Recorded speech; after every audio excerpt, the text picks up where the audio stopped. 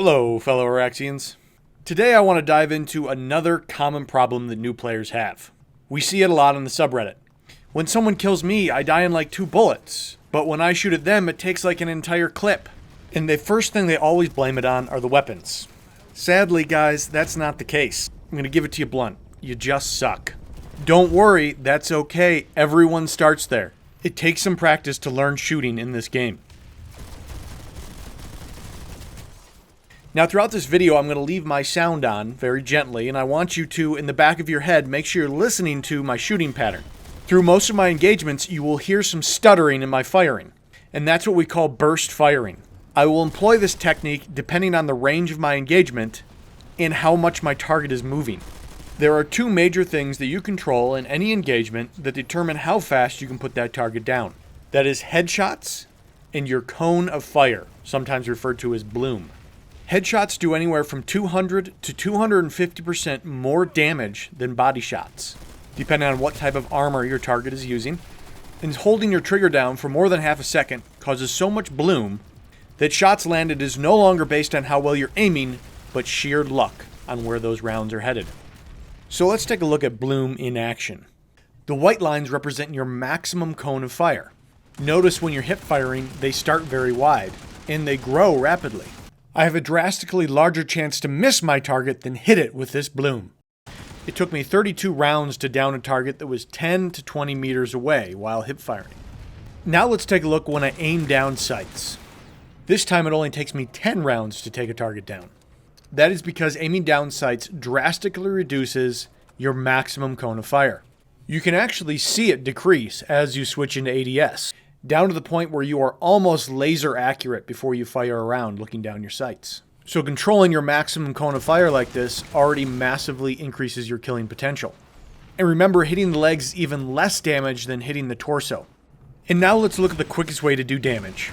Headshots. Headshots are wildly powerful in Planetside. Check the cards where I explain just where all that power comes from and how they've increased in power over the life of the game.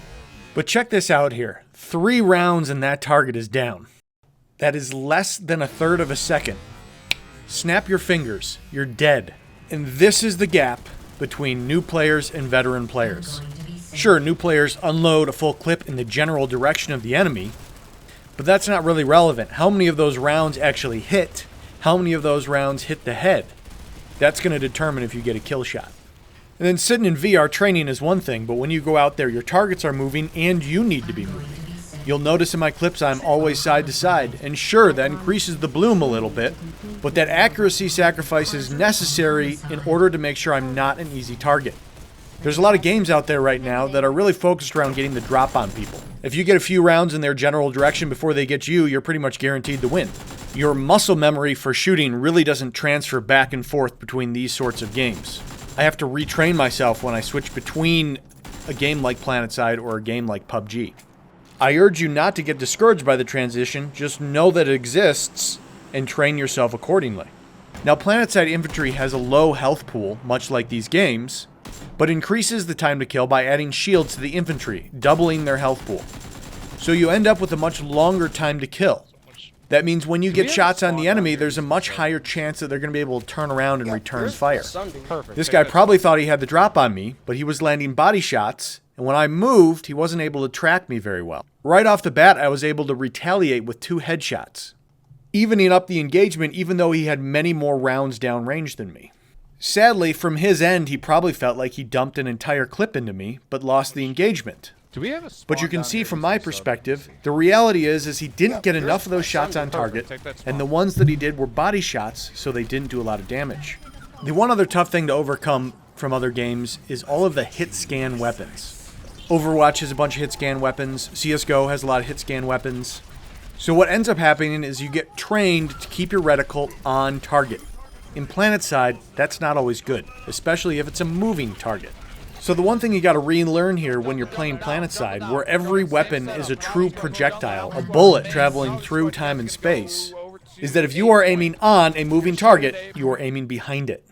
You'll notice as this guy runs past, I make sure to keep my reticle half a pace in front of him. And then to make it even more complex, I'm using something called high velocity ammunition, so I don't have to lead him as much. Depending on the type of ammo you use, your muzzle velocity will be different and you will have to lead your targets differently. And that is something you will pick up and learn. You just need to know in your head that just because a weapon feels a little different, it's not because the weapon is worse. It's just because you have to learn how it operates. So hopefully at this point you have a pretty good understanding of why it is possible for some players to kill so fast, and why others feel they have to empty a whole clip before they get something down. Now what a lot of players do is they don't understand this, they don't know this, so what they just say is Planetside is full of hackers. And they do this because they have never had to face players this good in other games. If you go and play Overwatch, you never have to face players that are drastically better than you. There is a ranking system. It keeps you protected from those players.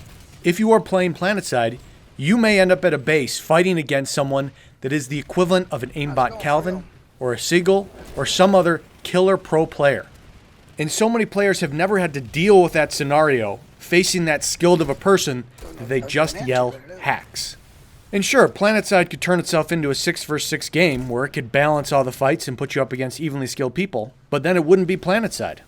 The reality is, when you're playing Planetside, you're going to face some players that are going to take you down in 3 bullets. Rage quitting and yelling hacks is not the solution. First, check your movement. Are you firing on the way through doors, making yourself an easy target? Are you getting caught out in the open? Are you firing while you're out of position?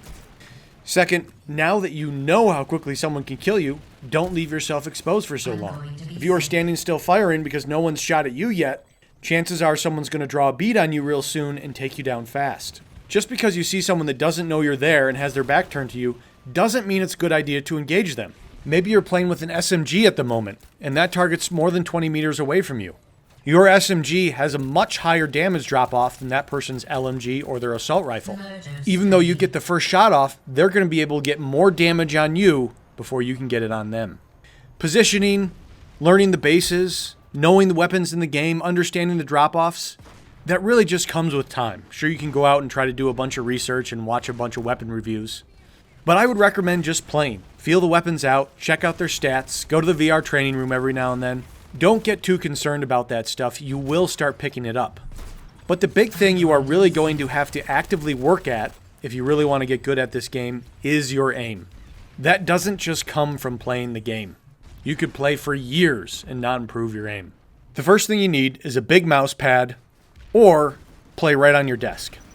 I recommend a hard surface. Soft mouse pads can create additional drag that can be tough to compensate for. Next, you got to start pushing your sensitivity down. Every time I say that, someone says, "Oh, I use a 1-inch 1080 and I do just fine." If you're doing just fine, you don't need this advice. Go do your thing. But if you feel like you're dying to expert players, start working on getting your sensitivity down. I set my mouse sensitivity up, so going from one side of my mouse pad to the other side turns me 180 degrees in-game. And remember, this is a big mouse pad. Now the next thing you need to do is get out there and play and get some footage of yourself. You can download a free version of Bandicam. Most people have Shadow Play these days. I think ATI has their own version of that. Get some footage of your play and then slow it down. You will be able to very immediately see why it's taking you so long to kill things. Any round that hits will come along with a red hit marker. Without seeing that hit marker, it means you usually missed off to the side. Headshots have a very large hit marker. Sometimes you'll get it with body shots, depending on the weapon. But it's normally easy to differentiate the hit markers when you're using automatic weapons. From there, just start assessing what you need to do to improve. Do you find yourself over-aiming a lot? That means you swing to a target, but you end up swinging past it. And then you have to bring your reticle back to actually hit it. That usually is a result of your sensitivity being too high, or you haven't established the necessary muscle memory yet. Are you having trouble keeping up with your targets when they move? Then your sensitivity may be too low if you're not able to track them. When targets are very close to me, I will switch to hip fire because my sensitivity is higher, so I can move with them better. And when they're a little further away, I can employ my ADS, which comes with a reduced cone of fire, further increasing my accuracy. Don't get too caught up in trying to land headshots. You'll hear it from me, just how powerful headshots are. You'll probably hear it from other people saying, shoot for the head. And that is good. That is something to aspire to, for sure. But if you can reliably get 10 shots on the torso, that's better than missing 8 shots over their head. Improving your aim is a gradual thing. If you can leap right to triple or quad headshotting people, great. But if you find yourself struggling, Just work on reliably getting rounds on target. Controlling your fire, don't let your bloom get too big. And then as you become more and more comfortable, you can start lifting that reticle on your target and getting those all-powerful headshots. A lot of people recommend just posting up in VR training. Find a good group of targets and just practice whipping your reticle between those targets. I don't do much of it, but you could see I could really benefit for it. There's lots of over-aiming here. I'm whipping past my targets when I'm trying to acquire the next one. So if you want to really work it at, the VR training room is a good resource. But if you want to be out there playing, if you want to be out there earning certs, you can do this training while you are in the live fire scenarios. Anyways, guys, I hope I've demystified a bit why some players seem so good.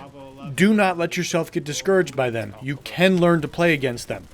Part of it is improving your own aim, and part of it is just knowing to get behind cover sooner. And the reality is you're gonna die fast sometimes. What I want you to listen for is that helmet dink. It's probably nothing to worry about. Each one of those represents a round doing double damage. In that case, I left myself exposed in a hallway, standing almost completely still, and I paid the price for it. Get back up, respawn, know what you did wrong, and go out there and do better next time. That's all for now. Please make sure you're sharing these videos with anyone that would benefit, and thank you for your continued support by being a subscriber. Until next time, I will see you Planetside.